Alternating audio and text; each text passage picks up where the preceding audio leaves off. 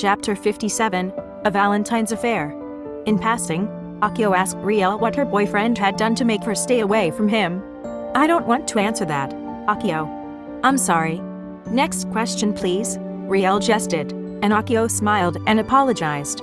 They became quiet in an awkward way until they reached home. Akio hurriedly got out of his car to open Rieler's side door. Then he followed her through the stairs and to her front door. Riel got curious and asked, "Is there something you still want to know, Akio?"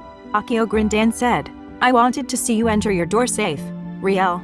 That would make me feel at ease." Riel smiled sweetly at Akio as she opened her door and the lights, then said, "Thank you. Good night." But Akio had not moved. Riel raised an eyebrow. Then Akio quickly spoke. "I'll drive you to your work tomorrow, and I do not accept a no for an answer." Riel smiled meekly, then said, "Yes. I'll see you tomorrow." Then she went inside and closed her door lightly and locked it. Akio Hinode and Riel seemed to get closer. Akio was interested in Riel, and she seemed pleased to have Akio as a friend. The following morning, Riel was in good spirits as she woke up. She opened her curtains when she saw Akio leaning by his car and simultaneously waving his hand to her when she opened her window curtain. She was surprised to see him standing out there this early morning.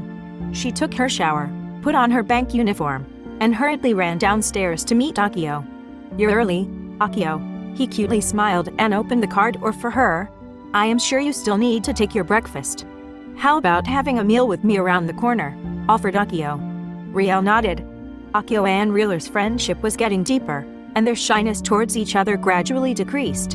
And today, Akio was awkwardly looking at Riel, wanting to say something, but no words could come out of Akio's mouth. Feeling Rieler's disposition, while chewing her pasta, Riel couldn't help looking at Akio, wondering why Akio was acting strange. After Akio had a last sip of his hot coffee, he babbled. Don't you feel something amusing and fantastic about today?" Riel asked Akio. "Better spill out, Akio. I'm poor at guessing, you know," Riel said straightforwardly. Initially, Akio hesitantly said, "It's Valentine's Day, Riel. Can't you feel around you the ambience of this day?" Rieler's eyes shifted from her left to right, and she said casually, "What is special about this day, anyway? Did you say Valentine's Day? It is only for those who are in love, Akio." "Nope, this day is for everybody." "Had you greeted your mom already?" Riel asked Akio earnestly. Riel lazily replied, "Tonight, I will." "But why fuss so much about Valentine's?" "Forget it." Akio stood up and took something out of his bag, and handed a single red rose with a ribbon to Riel, smiling. "Happy Valentine's Day to my dearest friend," he gladly announced. Rieler's eyes grew wide, then smiled awkwardly, then spoke. "Ooh, thank you, Akio. I almost spoiled your enthusiasm." "I am sorry," Riel said in a guilty tone. "It's all right, I understand." Akio paused in silence, thinking if he would pursue his plan, but then, in a slow speech, he spoke. Can I take you out for dinner tonight, please?" Akio asked seriously. Riel chuckled. "Yeah, sure, Akio. How could I refuse a good friend? You said that this day is for everybody. Why not?" "Thank you, Riel. I will pick you up from work and then at your home at 7. Since I'm coming from my office, I would also go home to change, fit for the occasion, and then I will fetch you." Riel felt Akio's excitement, and she smiled timidly. Akio was very high in spirits when he brought Riel to the bank. Riel could feel his bright mood, and she felt good about the day, despite her low nerves when she woke up. She pretended she was not affected by the occasion, but because of Akio's infectious mood, her day became light and gay.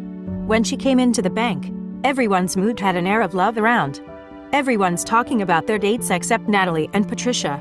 Both felt down and glum because, as they casually said, "We have no one this Valentine's Day." Riel soothed their sad feelings and said, "Same here, but love will come to us most unexpectedly." The three of them giggled at being loveless.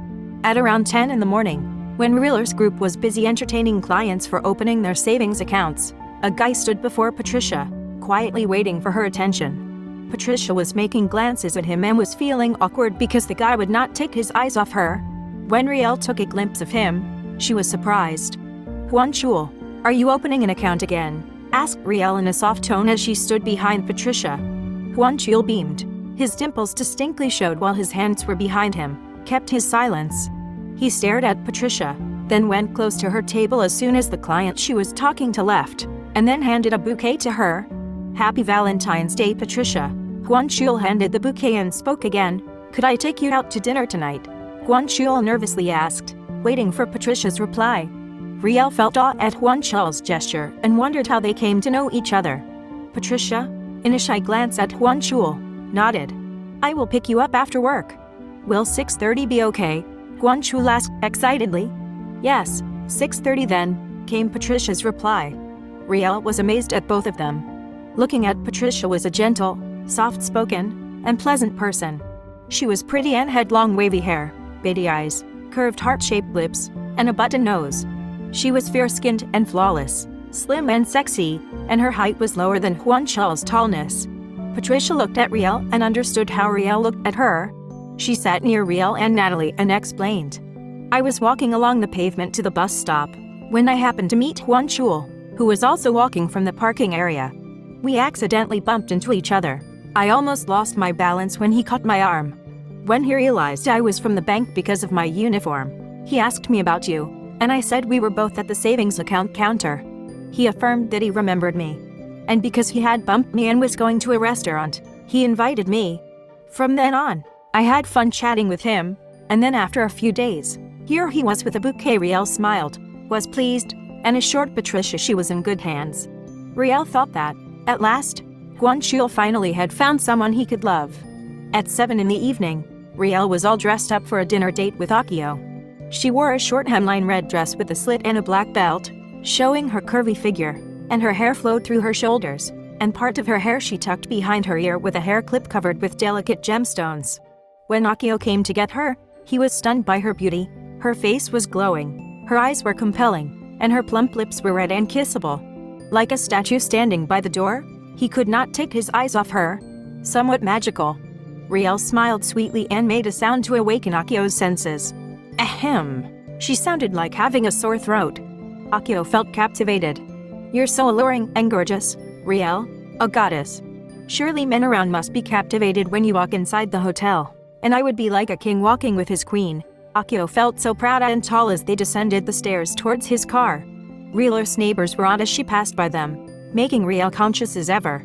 Simultaneously at the hotel where Akio would bring Riel for a dinner date, came Hyunki with Sarah. She was wearing an off-shoulder black mini dress with a white ribbon belt around her waist. She had a new hairstyle, a bobby cut with bangs covering her forehead and flowing down to her eyebrows. For Hyunki's eyes, Sarah was alluring. The receptionist brought the couple a distant proximity to the musicians playing "I Only Have Eyes for You" when Akio and Riel appeared. Heads started to turn, looking at Riel, gasping at her beauty. Akio felt tall and proud to have Riel as his date. As everyone turned their heads, including Sarah, who felt insecure by Riel's attraction towards everyone, Hyunki was suddenly amazed to see Riel unexpectedly. At the same time, he was again captivated, and his heart fluttered. Sarah noticed Hyunki's stunned expression on his face, so she knocked on the table where Hyunki's hands rested. Hyunki was surprised and suddenly realized his temporary vision of nothingness, smiling awkwardly at Sarah. "I'm sorry, I thought I saw someone I knew, but it was a mistake," Hyunki excused. "And who was that someone you mistakenly recognized?" Sarah felt slighted. "Oh, it's nothing. Okay. Shall we dance?" The music sounded romantic. Hyunki said only to distract Sarah and stop her from asking more ridiculous questions. And as they danced on the dance floor, Hyunki glued his eyes on Riel, watching her smile and laugh as she talked with Akio. After the music paused, Hyunki and Sarah returned to their seats. At that instant, Riel stood and asked Akio to be excused and thought of going to the ladies' room. Riel had not seen Hyunki all along, for their table was few tables away from Hyunki's table, had never seen him on the dance floor, for she got happily focused on chatting with Akio.